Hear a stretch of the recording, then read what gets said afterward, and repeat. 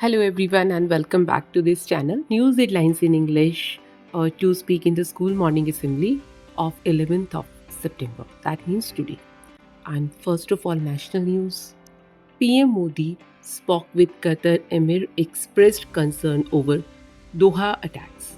Kathmandu airport reopened. Indian Airlines to start Nepal flights on Thursday.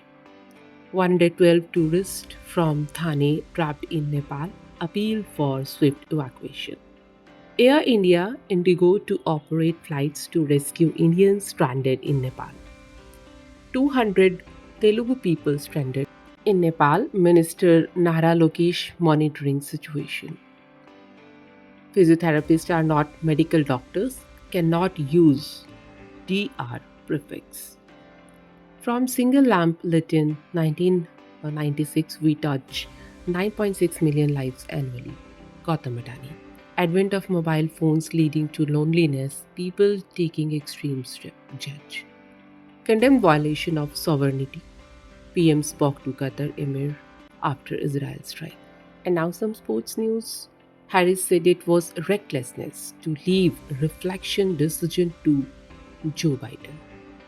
Containing deterring interfering with China futile Chinese minister to US. Nearly two-thirds of US firms in China see revenue dip from tariffs. Survey. Starmer said that he has confidence in the country's ambassador to the United States. And now some sports news. India broke Asian record after chasing down target in just 27 balls versus UAE in Asia Cup 2025. India beat United Arab Emirates by 9 wickets. Shivam Dube conceded just 4 runs and picked up 3 wickets against United Arab Emirates. News related to business. Had faith in Gautam Adani's vision for India, Preeti Adani.